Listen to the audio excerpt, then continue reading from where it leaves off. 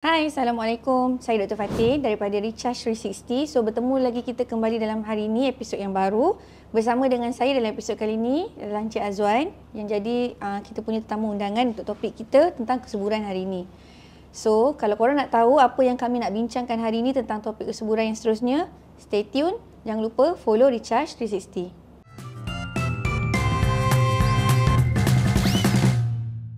Okey Cik Azwan, kalau boleh saya nak minta macam kenalkan diri dululah dengan kita punya audiens. Sedikit sebanyak tentang diri sendirilah. Hai, saya Hazwan Harawi. Saya banyak share tentang fatherhood journey saya. Ramai kenal saya sebagai ayah Hana dan Adam, mana saya share journey saya adopt Hana dan macam mana kami dapat Adam secara natural. Dan ramai juga kenal sebab saya banyak spend time dengan anak, bawa anak pergi hiking. So, itu saya lah. Menarik. Hiking kat mana? Kami banyak dekat bukit-bukit simple dekat KL Selangor ni lah. Tapi budak-budak tu kecil lagi? Kecil lagi. Masa tu Hana umur berapa ya? Masa tu Hana 9 bulan. Saya start bawa dia hiking. Dia tak cranky ke? Tak, Alhamdulillah tak. Menarik lah. Selalu kan orang risau. Okay, kita keluar topik sikit sebelum kita mula. Boleh, okay. Selalu kan orang risau. Orang cakap macam, kalau bawa budak-budak ni pergi tempat-tempat yang macam hutan macam tu, takut dia nampak. Nanti dia nangis-nangis apa semua. Dia macam mana? Ada ke berlaku macam tu? Ada je, ramai juga cakap kat saya. Tapi saya pun dah buat preparation. Sebelum saya mula pun, saya ada consult dengan kawan yang memang dia buat perubatan tradisional. Jadi saya minta tips dia, apa yang kena baca, apa yang boleh tak boleh bila nak bawa anak kecil pergi hiking kan. Jadi bila saya dah dapat semua advice dia, saya buat, alhamdulillah so far pergi okey je. So dengan camping sekali ke? Camping tak. Camping tu ada juga, tapi camping ni biasanya bukan hari hiking lah. Bukan hari hiking, betul. Kita ambil hari lain, kita memang camping je macam tu. Faham? Okay, alright. So tadi Cik Azwan dah cerita dekat audiens kita tentang you punya background. So you ada share yang you banyak share tentang your fatherhood journey apa semua kan? Boleh tak kalau if you don't mind share dengan audiens you punya TikTok ataupun IG punya ID ke so that orang boleh follow you? Boleh. Saya punya username Hazwan Harawi. Hazwan Harawi. Okay, alright. So yang mana-mana nak tahu ataupun nak follow, tengok tips ke apa ke, boleh follow Cik Hazwan Harawi. Okey, tadi Cik Azwan ada share dengan saya yang Cik Azwan ada ambil anak angkat lah Hana, lepas tu ada anak sendiri nama Adam. Boleh tak kita go back seketika tentang your journey dengan your wife tentang TTC before both of you decide untuk ambil Hana? Maksudnya macam saya nak tahu berapa lama dah kahwin. Lepas tu bila yang both of you decide untuk buat check up kesuburan, lepas tu apa yang berlaku sepanjang check up tu dan sampai lahirnya both of you decide untuk ambil Hana. Okay, so cerita dia macam ni. Okay, cerita dia kami kalau nak cakap pasal tempoh TTC tu, kami TTC 5 tahun, tapi sebelum kami decide untuk ambil anak angkat, bila dah TTC 5 tahun tu, kita go back masa tahun kedua perkahwinan. Saya masa tu MCO, jadi kami bila tak boleh keluar kan, kami decide macam okeylah, why not kita start ada anak lah. Fokus lah. Sebab kalau tak sebelum tu kami suka travel. Jadi bila dah travel MCO lockdown, rasa macam why not kita tukar goal family kita start ada anak. Jadi bila start ada anak tu, okey kita usahalah. Tapi bila usaha macam dah setahun usaha tak ada hasil. Jadi bila macam tu, dan kita masa tu saya dengan Fatin, wife saya, kami macam nama saya. Ya, kebetulan. So kami masa tu saya buka topik lah bincangan macam mana ni kita dah usaha tapi belum ada rezeki. So nak tak kita pergi buat test untuk check kan. Jadi kami dua-dua pergi buat test. Alhamdulillah wife dia memang open. Saya rasa ramai lelaki mungkin tak open, tapi masa tu tak tahu, saya rasa macam terjentik nak buat. Jadi dia tak adalah rasa macam mana orang cakap in denial kan. Jadi saya rasa macam okey, saya pun nak tahu aku ke masalah ni kan. Sebab sebagai suami saya pun rasa macam kalau saya punca ni bersalah lah. Jadi bila macam tu, okey kami decide kita pergi klinik untuk buat test dan check. So the day come, kami pergi buat test lah. Dua-dua kami buat test. And then nampak dapat result, isu tu pada saya. Saya ada isu yang dipanggil sperm abnormal. Apa term dia? Bentuk dia ke? Bentuk dia macam dia macam cacat kan. Dia ada yang ada kepala, ada yang tak ada kepala, macam tu lah kan. Apa yang saya masa first time dapat tahu bentuk dia banyak yang abnormal tu, macam mana maksudnya macam mana penerimaan dan juga macam masa tu apa yang cik terfikir bila dengar doktor bagi tahu pasal benda tu? Macam apa benda ni sebenarnya ke macam mana? Dia macam saya semasa tu saya macam dia macam mana dia mixed feelings lah. Dia bila dapat info tu kan dia rasa macam overwhelmed sikit lah. Macam tiba-tiba tahu pula ada masalah sperm ni, masalah ni macam ni pula. Doktor cakap ada banyak masalah, saya masalah yang ni. Tapi saya rasa all in all, bila dalam momen tu saya rasa lebih kepada saya rasa serba salah dekat wife saya.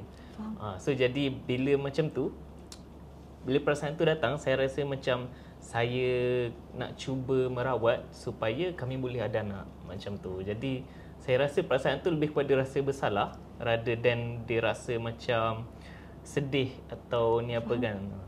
Sebab let's say macam just nak cerita juga kan, macam saya ada terfikir juga kan macam apa punca ni kan, macam genetik ke apa, sebab dalam family saya tak adalah yang lain ada masalah ni. Tapi bila saya fikir-fikir, saya rasa masa saya uni saya bersukan pernah ada orang terlutut saya punya ni kan. Lepas tu saya rasa itu punca dia ke. Encik berapa orang adik-beradik? Saya ada 6 orang. Oh ramai je. Encik Azwan nak nombor berapa? Saya nombor 2, ada 5 lelaki. Yang adik-beradik lain semua dah kahwin, ada anak juga dah? Belum. Jadi, belum kahwin lagi? Tapi itu pun tak tahulah. Tapi kalau based on yang atas-atas, tak adalah. So saya pun macam pelik jugalah. Tapi itulah, itu saya punya assumption je lah. Saya rasa sebab sukan. Tapi untuk macam tu lah. Sebelah isteri berapa orang adik-beradik? Isteri nak nombor berapa? Isteri ada 3 adik-beradik, dia anak bongsu, anak yang ketiga. So maksudnya kiranya sebelum buat test tu, Wafif datang untuk buat test tu, isteri memang tak ada masalah period ke apa ke, haid dia normal lah. Every month dia datang. Alhamdulillah, dia okey. Okey, alright. Jadi tapi bila dapat result tu pun doktor advise dua-dua untuk cuba improve. Macam saya adalah medication saya kena ambil, wife pun doktor suruh macam banyakkan ambil folic acid and so on macam tu lah. Jadi walaupun macam mana kita jumpa yang punca dia ialah saya, tapi dalam masa sama kami dua-dua cuba untuk wife supportive lah. Alhamdulillah. Okay. So untuk ubat tu berapa lama doktor minta ambil masa tu? Masa tu ubat yang doktor suruh saya start tu ubat Profotil. Profotil, bagus. Ubat tu memang bagus. Masa tu doktor advise untuk ambil start 3 ke 6 bulan. Jadi masa dalam treatment tu kami cuba. Tapi a bit pricey kan? Betul memang pricey. Tapi masa tu yelah kita nak anak kan. Macam kita cubalah dan alhamdulillah masa tu pun mampulah. Tapi mungkin lain orang lain cara treatment. Tapi masa tu doktor advise untuk ambil Profotil. Jadi masa tu dalam tempoh treatment tu kami cuba 6 bulan lah. Kami cuba 6 bulan dan tak berjaya. Tapi sepatutnya macam... Maksudnya lepas ambil 6 months tu repeat balik ujian sperm tu? Kiranya masa tu doktor suruh lah buat balik. Tapi masa tu sebab macam... seingat saya masa tu saya bincang dengan wife. Lepas tu kita rasa macam kita nak tukar balik direction family. Kita hold dululah ambil anak sebab tak nak stress masa tu. Sebab bila dia dah dalam tempoh orang cakap treatment ni, bila kita dah terlampau fokus sangat, dia dah start ada rasa macam stress sikit. Jadi bila dah start sampai tahap tu, orang cakap kalau stress pun tak jadi juga. Betul lah. Jadi bila dah start juga. Betul. Jadi bila dah start rasa macam tu, saya dengan wife decide kita hold dulu, why not kita spend untuk benda lain lah. Masa tu pun career saya alhamdulillah better dan saya decide untuk fokus kumpul duit beli rumah. Macam tu lah. So masa tu kita divert beli rumah dulu macam tu. So and then after that treatment tu whole lah. So mas tadi kan cakap bila terlalu fokus ada rasa stres kan. Stres tu is internal stress ke ataupun external? Maksudnya kawan-kawan, adik-beradik ke, mak mertua ke, macam mana? Untuk kes kami alhamdulillah kami tak ada external stress. Memang banyak internal. Orang sekeliling lebih kepada sebab masa tu bila dah treatment tu rasanya kami dah 3 tahun berkahwin. Jadi orang sekeliling selalu macam lebih kepada mendoakan lah macam okey semoga cepat dapat anak, semoga ada rezeki anak macam tu. Tapi tak adalah orang macam tanya bila nak anak macam tu, tak adalah. Tapi stres tu banyak. Ke orang banyak tanya dekat isteri soalan tu bukan dekat encik? Yang tu saya tak tahulah kalau dia tak cerita kan. Tapi kalau yang kami berdepan dengan family tak adalah pula. Tapi internal stress lah yang mana macam kami nak anak tapi macam tu lah belum ada rezeki kan. Faham. So masa tu kan decide untuk rest seketika. So masa decide nak rest seketika tu sebenarnya berapa lama rest sebelum ambil Hana? Yang ini kalau saya ingat betul lah tahun ketiga treatment kami stop dekat tahun ketiga. So kami start rest. Kiranya tahun kelima tu baru adopt. 2 tahun jugalah. Oh, 2 years. Tapi within 2 years tu, dia banyak perubahan bukan dekat treatment tapi dekat diri saya. Lifestyle lah. Lifestyle, betul. Saya ubah lifestyle saya. Yang ni bukanlah semacam saya ubah sebab anak-anak. Yang ni sebab saya memang nak jadi someone yang lagi sihat. So saya start banyak workout, saya pergi gym, banyak buat cardio semualah.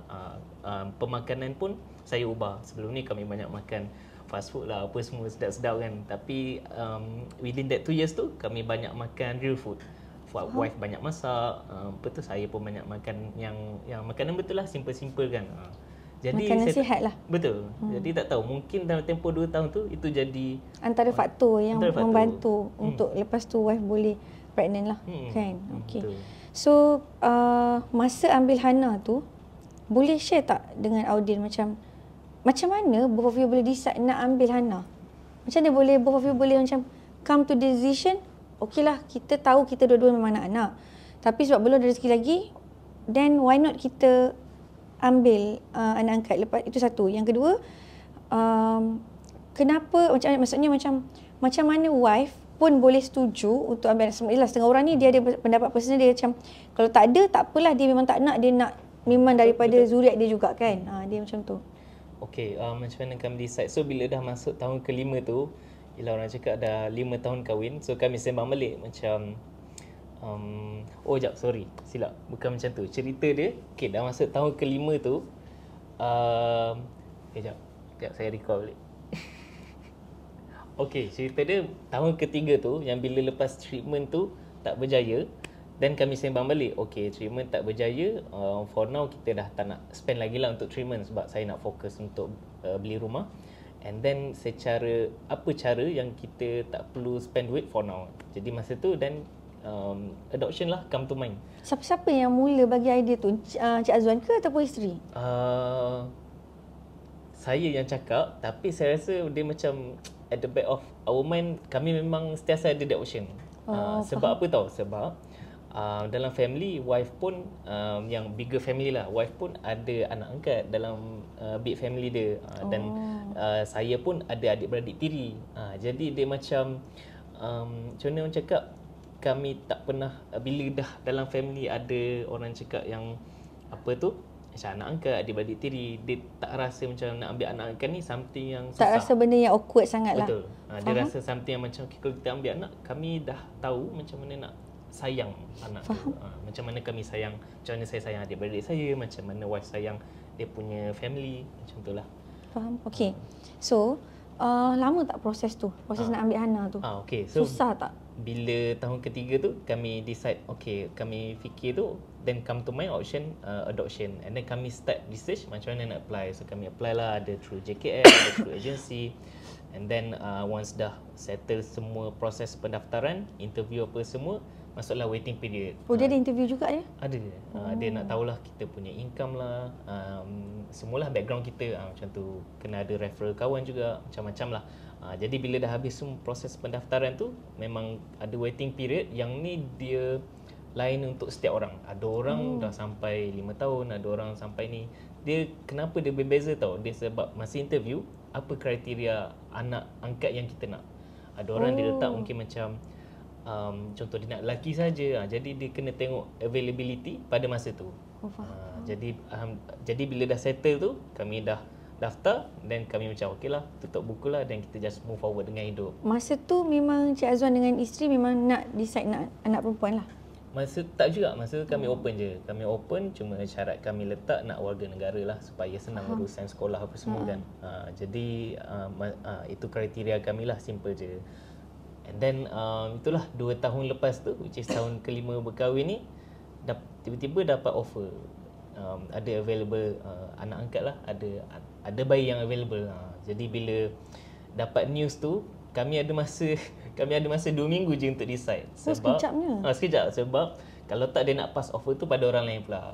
Macam tu. Jadi dalam masa 2 minggu tu, untuk decide seminggu, lagi seminggu tu untuk proses. Betul, untuk pergi daftar apa semua kan. Kami daftar sebagai penjaga. Masa nak ambil Hana tu, masa tu Hana berapa bulan? Masa tu Hana dah, kita panggil macam Hana masuk sistem, masa tu dia dah 3 bulan. Sebab apa tu, adalah dia punya challenge on side pihak JKM kan, pihak lagi satu. Tapi masa kami dapat news tu, Hana dah 3 bulan. Oh, faham. So Hana ni disusukan ke? Menjadi anak susuan ke tidak? Kami tengah cuba. Itulah nak minta doakanlah. Kami tengah cuba, wife pun ada cari lactation counselor apa semua. Tengah aktif mencuba. Kita ada dalam berapa bulan lagi? 4 Dia jumpa bulan. ke lactation counselor tu? Ada, tapi dia macam tak, counselor membantu. Lebih kepada sekarang tengah usaha lagi, ambil ubat apa semua kan. Pam ada lah. Pam ada juga. Kena pam regularly sikit supaya dapatlah benda tu. Tapi okey, so lepas dah ambil Hana tu masa ambil umur dia 3 bulan. So bila yang lepas tu tahu wife mengandung Adam? Ambil Hana masa tu dia 3 bulan. Tahu wife pregnant masa 2 bulan lepas tu je.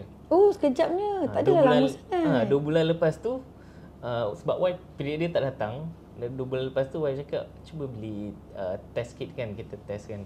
Lepas tu test, oh memang pregnant.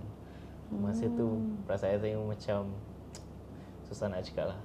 Mesti dia macam bercampur sebab satu, kami baru je adopt. So dia risau dari segi, as much as kita risau financial, kita risau dari segi capacity tu untuk bagi kasih sayang juga.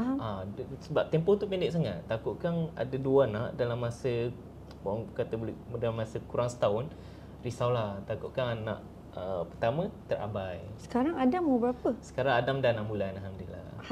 Hana setahun 7 bulan. Dia boleh jalan dah lah. Setahun 1 bulan dah. Okey lah. Tapi Alhamdulillah lah, so far dah dua orang ni dah membesar sikit, happy lah. Okey, so masa ada tak macam cabaran yang dialami oleh Encik Azwan dengan isteri? Tadi kan kata risau kan, tapi yang realiti yang betul-betul masa wife tengah 9 bulan kan. So ada apa cabaran tak yang berlaku? Saya rasa cabaran dia lebih kepada nak uruskan anak lah. Macam mana wife kan sambil dia pregnant, dia nak uruskan Hana yang kecil. Jadi cabaran tu bukan setakat dekat wife, dekat saya juga. Sebab bila macam ada masa wife tak boleh handle sebab dia pregnant. Jadi saya kena take over lah macam tu. Jadi cabaran tu macam mana kami berdua nak uruskan situasi tu dengan ada anak kecil seorang, wife pregnant seorang. So itulah cabaran. Dah start hantar pengasuh jugalah waktu tu? Betul, dah start dah. Okey, alright. Tapi kan lepas wife bersalin Adam, dia menyusu badan lah?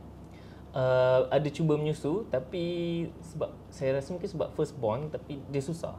Dia tak keluar sangat. Dia awal-awal tu a few days dia ada, tapi lepas tu dah tak ada supply tu. Tapi wife pun masa tu dia pun mungkin stress sikit. Jadi dia stop lah. Masa lepas proses kelahiran tu lah. Itu yang saya nak tanya juga tu sebenarnya. Waktu tu, yelah biasa macam, sebab dia mesti tahu, bila kita ambil anak angkat, kita tak pernah lagi melalui proses bersalin tu. Tapi bila kita lalu proses tu, and then right after proses tu dah selesai apa semua, kita nak menghadap, ya sebab macam terima Hana dah 3 bulan. Yang ini baby ni sekecil-kecilnya kan. So mestilah cara menjaga apa semua tak sama kan. Sangat. So macam mana Encik Azwan bantu wife untuk dia kontrol emotion dia pada ketika proses yang dia tu, kita kata 2 minggu awal postpartum tu lah. Oh, itu kalau saya ingat balik memang gila jugalah. Memang bercabar kan. Kami memang banyak gaduh sampai nangis-nangis kan. Memang stressful, tapi alhamdulillah bila dah a few weeks tu kita dapat rentak lah. Jadi antara rentak apa yang saya cuba untuk kurangkan macam, yalah wife kan dia selain daripada dia macam mana orang cakap nak jaga anak kecil tu, dia pun kena recover badan dia. Jadi apa yang saya buat, saya offer setiap malam saya jaga anak kecil tu. Tapi sekarang bila dah 6 bulan, dia dah start kena orang, ada lagi prefer wife lah. Jadi saya macam, okay, setiap malam tak boleh buat apalah. Yang Adam ni lah? Adam dia jenis, dia macam Hana, walaupun macam kami ambil 3 bulan, tapi kami sempat merasa fasa baby tu 2 minggu. Boleh cakap Hana consider easy baby lah. Macam Adam ni dia velcro baby, memang nak melekat. Jadi walaupun macam sekarang dia dah start kenal orang, saya nak handle pun kadang-kadang dia tak nak. Jadi tak boleh buat apalah, dia nak mak dia. Tapi yang one thing bagus tu, Hana dia selalu nak saya. Jadi pada saya ni bagus sebab then saya dapat handle seorang, wife handle seorang. Kalau dua-dua fair lah. Kalau dua-dua nak seorang je, Memang pening kepala jugalah. So masa isteri pantang tu, wife pantang dekat rumah? Dekat mak dia lah? Tak, kami pantang dekat rumah. Rumah sendiri? Mertua, betul. Okay. Mertua datang, mak wife datang, and then kami pun ada hire CL. CL jugalah. Okay, alright. Kebanyakannya wife rasa stres tu sebab apa? Dia tak boleh nak adapt, so ada perubahan, tiba-tiba ada 2 baby ke macam mana? Saya yang itu saya boleh jawab based on apa saya nampak lah. Yang tu saya pun tak tahu internal dia, tapi apa yang saya nampak, stres tu satu sebab susu badan tak keluar. Jadi dia macam keep on usahakan sampai satu tahap tu dia pun saya nampak dia stres lah. So saya cakap ke dia tak apalah, stop dulu. Kita tukar je lah bagi formula milk. Nombor 2, saya rasa stres tu sebab macam saya cakap tadi, Adam ni dia velcro baby, dia macam baby yang tak berapa senang. Jadi dia asyik nak mengimpin je kan. Faham? Yang tu buat wife stress jugalah, sebab dia macam, yelah baby kan, bila kita sentiasa dengan baby menangis, ada masa stress juga. Yelah, betul. Saya dulu masa anak pertama saya, 2 hari pertama saya pun nangis. Sebabnya tiba-tiba yang budak macam ada seorang lagi yang tak berhenti-henti menangis nak susu kita, dah biasa tidur lena kan. Tiba-tiba kena jaga sepanjang masa. Oh, stres. Macam kami, sebab macam saya cakap tadi, Hana is the baby kan. Jadi bila dapat Adam ni macam ni, dia macam terkejut. Faham. Macam terkejut, macam cabaran dia tak samalah. Cabaran dia tak sama. Even sampai sekarang pun macam Hana dia dari 3 ke 6 bulan tu lebih senang handle. Macam Adam ni dia susah sikit. Ini kalau kita cerita perbezaan anak lah. Of course dulu kita sayang. Ini just purely cakap based on behaviour dia. Sebab yelah dia baby, dia pun tak minta jadi susah, betul tak? Yelah, betul. Of course lah. Okay, so saya nak tanya dengan Cik Azwan, ada tak macam jumpa kawan-kawan yang mengalami masalah TTC juga? Tapi yang lelaki lah, bukan perempuan. Kawan tak kerja ke? Saya kalau kawan personal tak ada, tapi since sejak saya buat content, saya buat sharing, ramai juga yang DM saya lah, macam either dari wife atau dari husband tu sendiri, dia share, dia pun ada masalah sama, dia tanya saya. Maksudnya walaupun dia lelaki, dia okey untuk memang dia tak, dia tak cakap openly, tapi dia message pun dia okey lah untuk tanya opinion. Itu yang saya pun terkejut tu, macam okey, some lelaki mungkin macam saya tak in denial, tak macam tak, macam mana cakap, nak cuba perbaiki diri. Saya rasa macam mana bila dalam situasi ni kan, kalau kita sebagai lelaki lah, kalau kita rasa keinginan nak orang cakap improve diri tu lebih, kita macam tak malu sangat pun. Sebab kita fikir apa tau, macam saya cakap lah, saya fikir wife saya, kesian kat dia, so saya nak cubalah jadi better. Sebenarnya kalau saya lah, ni opinion saya, kalau saya as a doktor, kalau saya dapat semua pasangan yang suaminya boleh berfikiran macam ni, lega. Senang untuk isteri tu juga. Sebenarnya banyak kes kita kesian isteri. Betul. Sebab bila macam suami tu dia macam selalu banyak lah, sebab since saya buat sharing, ramai yang share kisah dia apa semua, ramai lah yang share macam dia ada masalah tapi suami dia tak membantu, tak nak pergi test, tak nak itu, tak nak ini. Jadi macam mana, jadi macam dia tak rasa suami dia nak anak betul. Dia stuck kesian dia. Saya pun tak boleh buat apalah kalau suami dia macam tu kan. Yalah, saya cuma boleh bagi kesedaran, tapi kalau tu orang tak boleh ubah juga. Betul. Saya setuju. Okay, so sebelum kita pergi dekat kita punya soalan audience, saya just nak share sikit dengan Cik Azwan. Dan saya rasa Cik Azwan pun dah melalui proses dan fasa inilah. Di mana kita bila kita bercakap tentang ujian air mani ataupun kita kata semen analysis study ni, kami sendiri di pihak klinik, bila kami memberitahu kepada pasangan ni yang bila dia nak buat test tu, sebab kami tak collect semen tu di sini, di klinik kami. So maksudnya kita tolong keluarkan form, lepas tu suami tadi tu dia akan bawa form tu pergi ke lab yang kita dah assign kan. And then di lab itu dia diberikan container lah bekas untuk keluarkan air mani tu, dan lepas tu terus hantar kat situ. So antara cabaran yang kita alami bila kita bagi tahu dekat suami ni, biasanya masa first tu kita cakap dah, kita kata dia orang tak ada tempat yang proper. Ini masalah dekat kita kata macam kekurangan sikit lah dalam bidang dekat Malaysia ni. Tapi saya tak tahulah kalau ada tempat yang proper kan. Tapi mostly kalau dekat lab biasa ni, dia tak adalah spesifik tempat. So lelaki tu kena faham sendiri yang dia diberi kontainer, dan biasanya dia kena masuk tandas je lah sebenarnya. Lepas tu dia kena bagi air mani tu dekat lab tu, pekerja lab tu untuk dibuat test tu lah. Sebabnya kita dah cakap, Kalau dia nak buat di rumah dan hantar dekat kita dan kita pula nak menghantar ke lab, dia akan ambil masa proses tu. Dan kita pun tahu sperma lelaki ni dia tak boleh hidup lama dalam suhu bilik.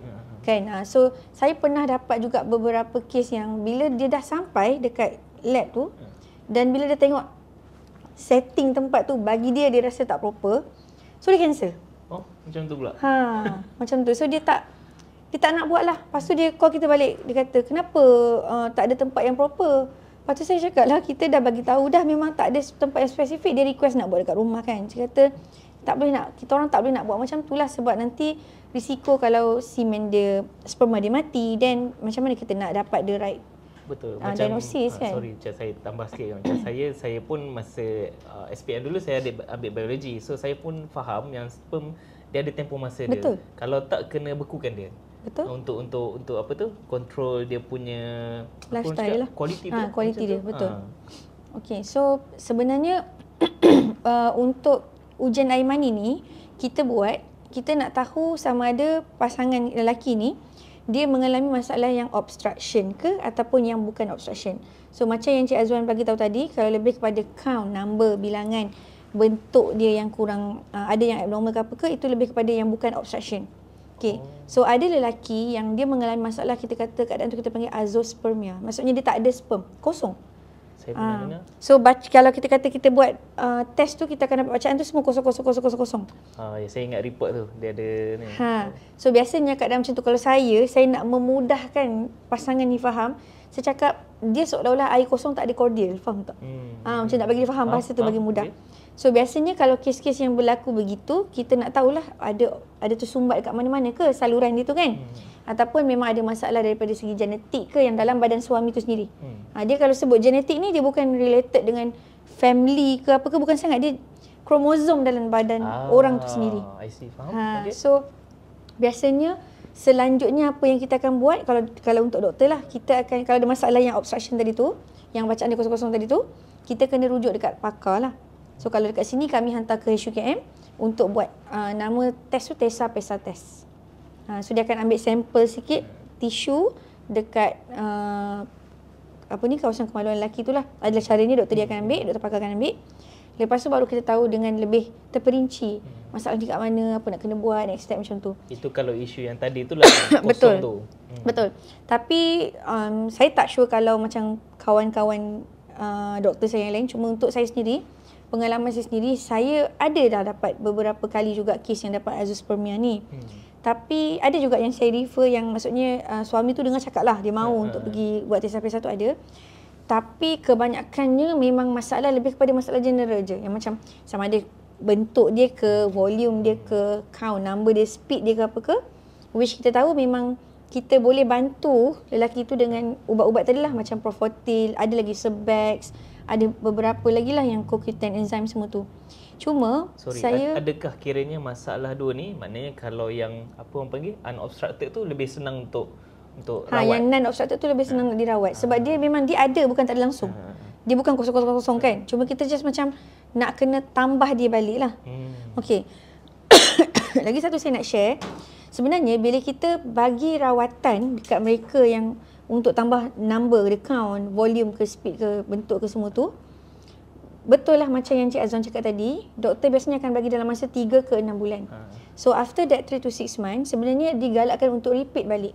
Okay, kenapa kena repeat? You kena faham macam ni. Kalau perempuan, dia punya kitaran period tu, dia menghasilkan telur setiap bulan. Bulan ni dia period, okay, lepas tu dia pun ovulation. Lepas tu bulan depan dia period, dia pun ovulation lagi, dia hasil telur baru lagi. Macam tu kan, itu untuk kitaran perempuan. Tapi kalau untuk lelaki ni, sperma ni dia macam batch. Dia macam satu kali production, dia tahan 3 bulan. Lepas tu nanti batch baru 3 bulan lagi. Sebab tu ada setengah suami ni dia kata, doktor saya makan sebulan je tak cukup ke?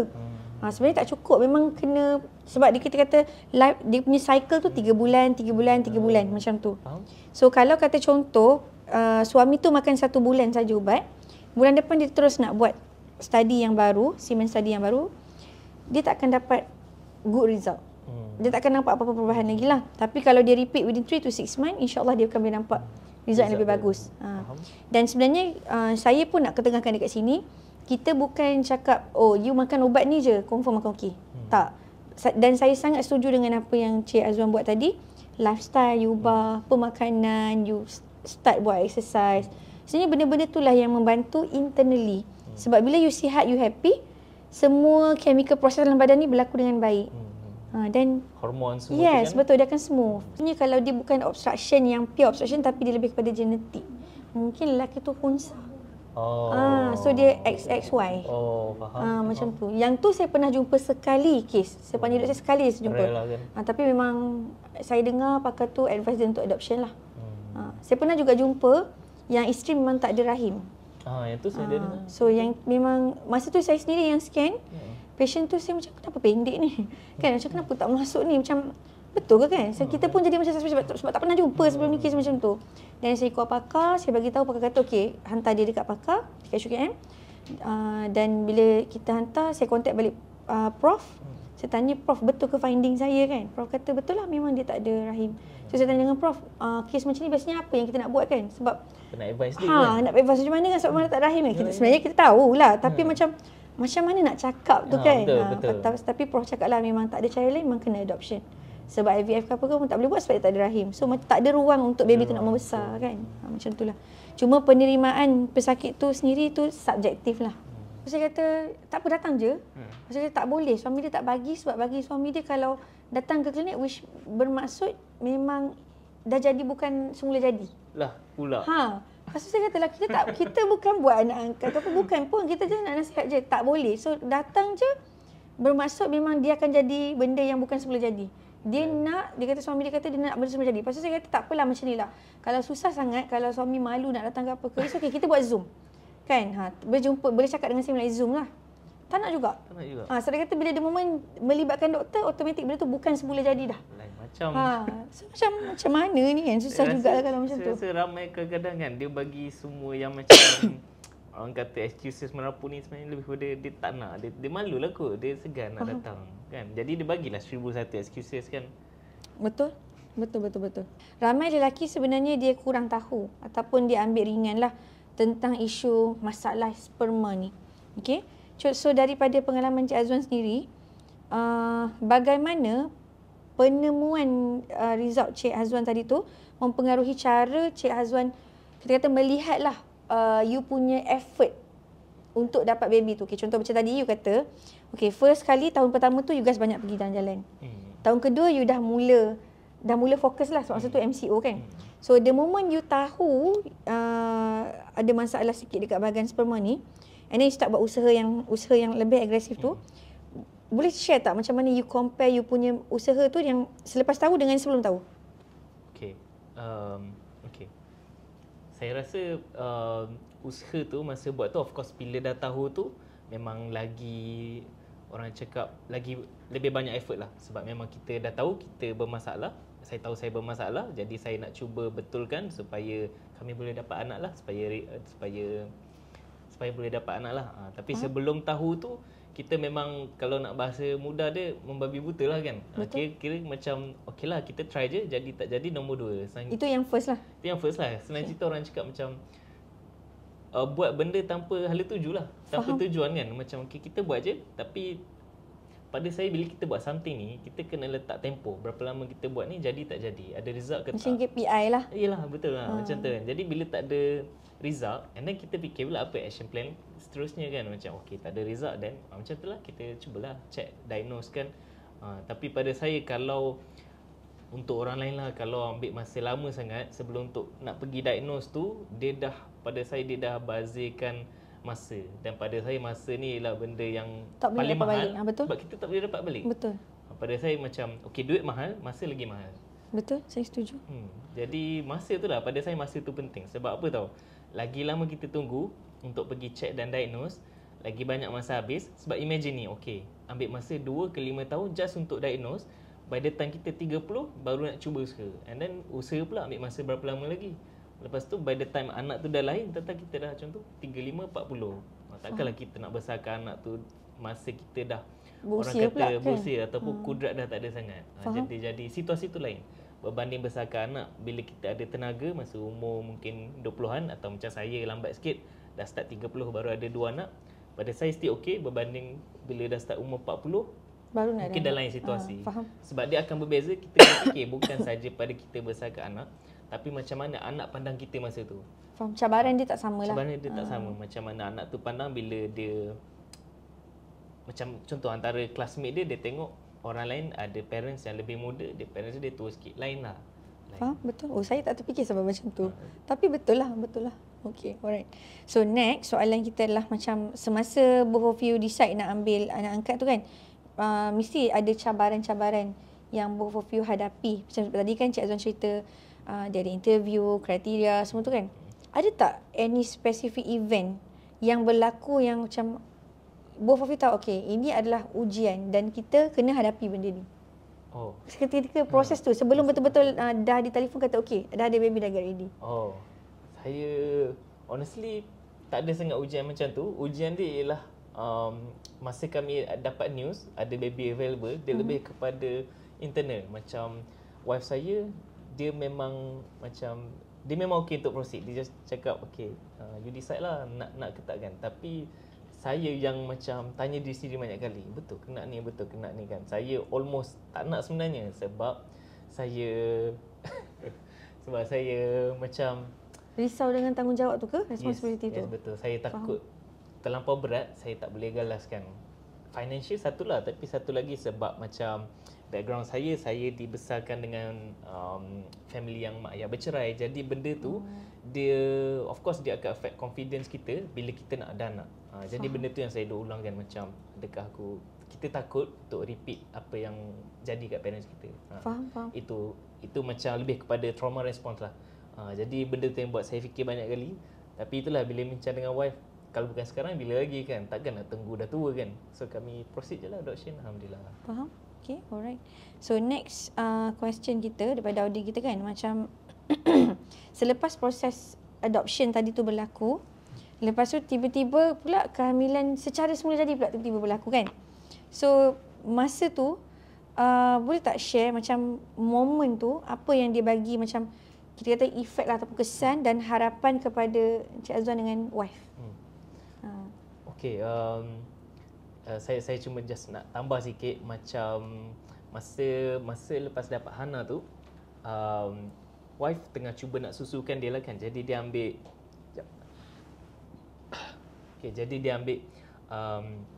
dia ada ambil ubat. Saya rasa antara faktor yang mungkin membantu ialah ubat-ubat yang dia ambil menambah kesuburan dia. Saya tak ingat apa ubatnya, domperidone ke something macam tu lah. Okay.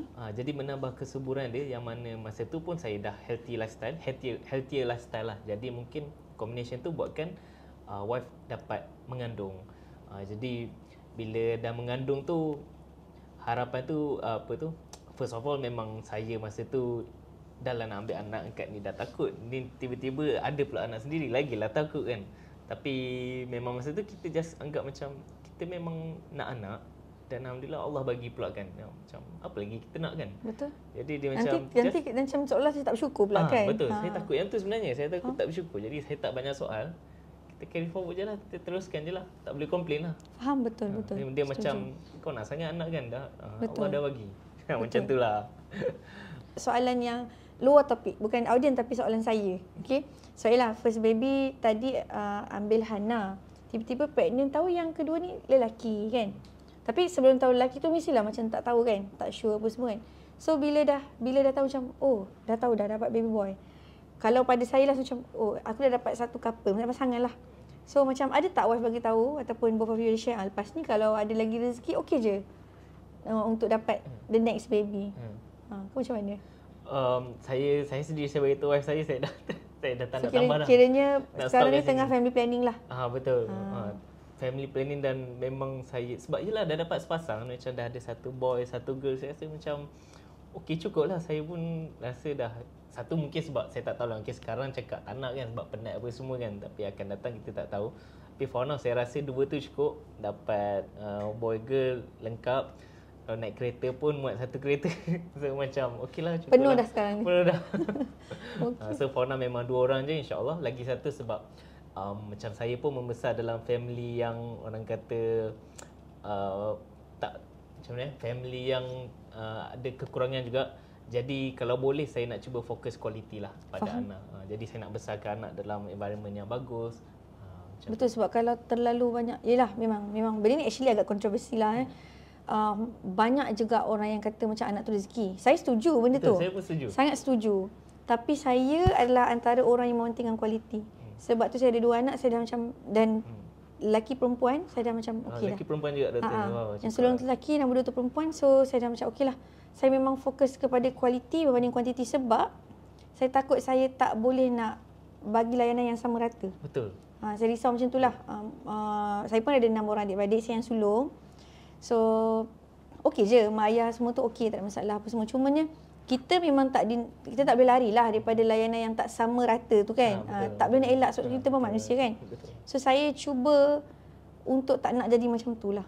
Sebab tu saya decide saya punya stand lebih kepada kualiti compared to kuantiti. Tapi kalau orang tu memang dia nak kuantiti, tak ada masalah pun. Betul. Itu masing-masing lah. Betul, macam family kami pun ada je yang memang anak ramai. Tak macam dia macam mana, macam okey je, pergilah anak ramai. Cuma kan. side kita tak judge dia. Betul, memang tak je. judge. Cuma macam untuk kita sendiri rasa macam, saya rasa dia lebih kepada masa kot. Macam kalau anak ramai, pada saya macam mana nak spend masa dengan setiap anak tu kan, nak kenal dia. Sebab anak sentiasa membesar, setiap fasa dia kita kena kenal balik. Betul. Contohnya bila dia dah masuk macam macam kita dulu lah, bila dah remaja kan, kita nak parents kenal kita balik sebab dia dah macam a different person. Betul. Dah. Sama lah macam anak kan. Okay, bila setiap fasa dia dah lain. Kalau ramai anak, macam mana nak bahagi masa tu? Macam mungkin ada orang boleh, tapi macam bila saya tanya diri saya rasa tak boleh lah. So pada saya 2 orang cukup lah. Faham. Okey, so satu lagi soalan. Tadi kan Cik Azwan ada cakap yang bawa diorang ni pergi hiking.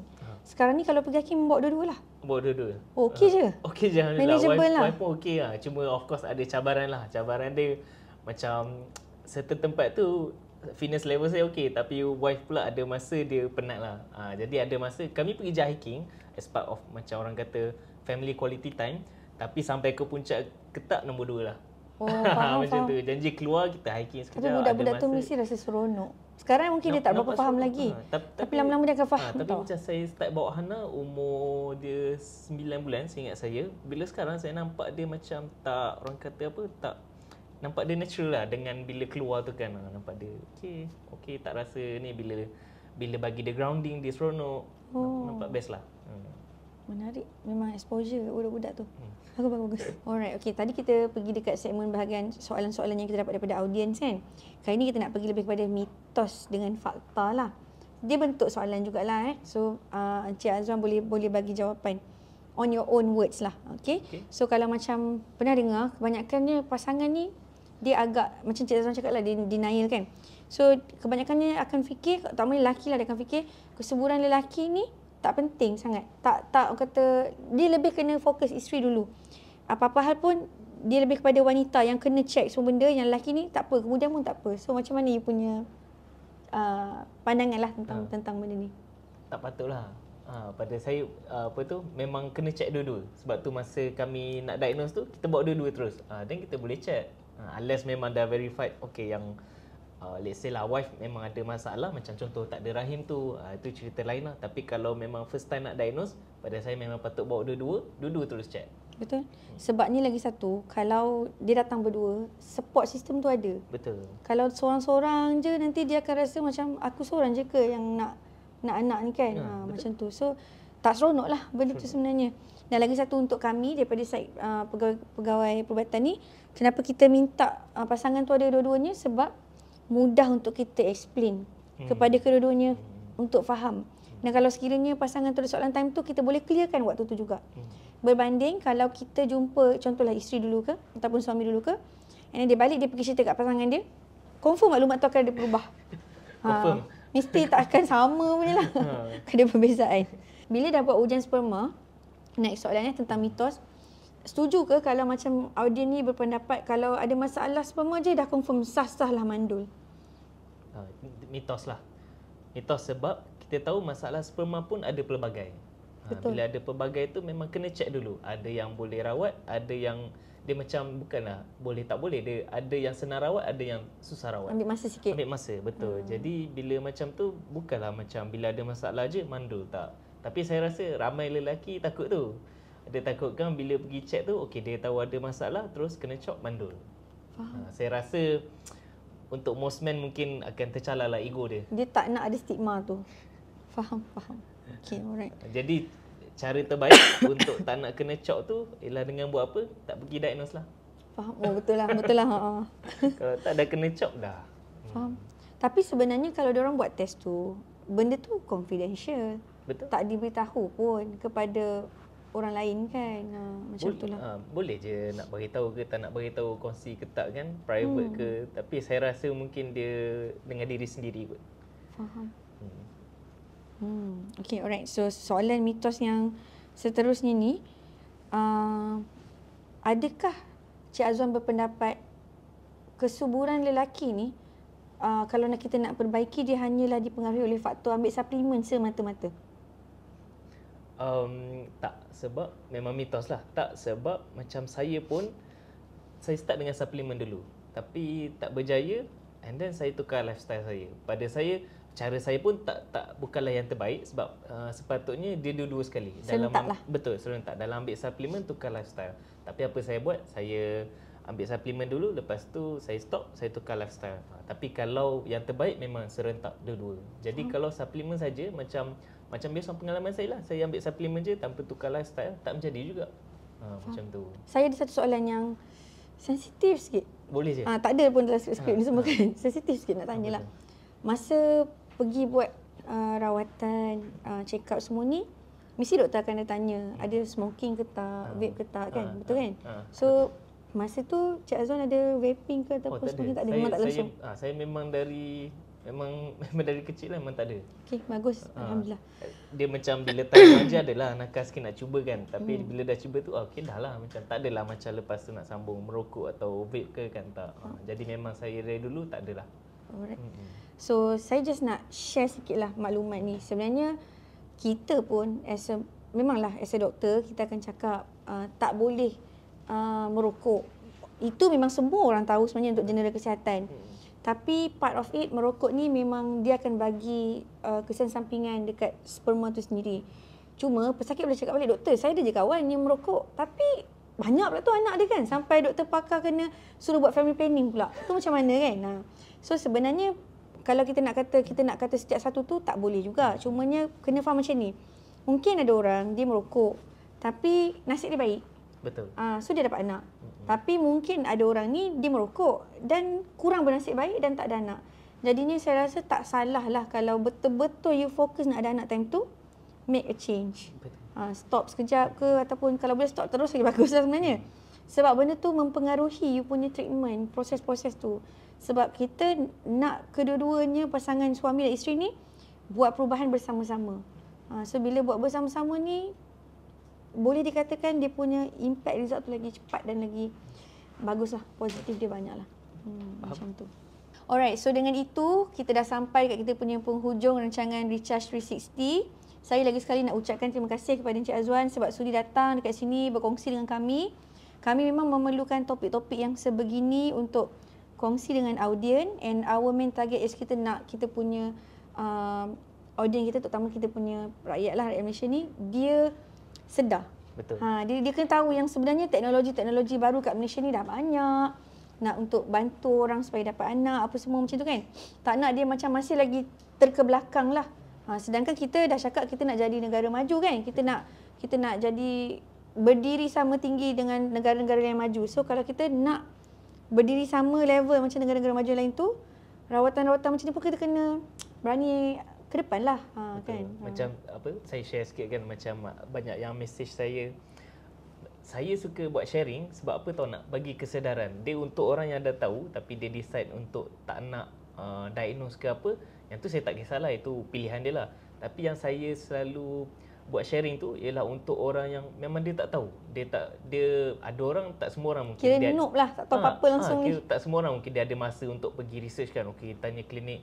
Ada orang mungkin dia ada masalah tu tapi dia tak tahu next step. Jadi bila saya buat sharing tu untuk kesedaran supaya dia tahu, okey next step pergilah klinik check. Macam tu je. Betul. Okey. So saya harap sedikit sebanyak kita punya episod kali ni memberi banyak sangat maklumat baru kepada pasangan-pasangan di luar sana yang sedang TTC, terutamanya yang ada masalah-masalah dari segi side suami lah. Kalau boleh, jangan lupa sharekan kami punya video ni dan bagi suami pun tengok supaya dapat membantu pasangan-pasangan ini untuk dapat rezeki anak pada masa akan datang, insya-Allah. Terima kasih Cik Azwan. Okey, terima kasih jemput saya.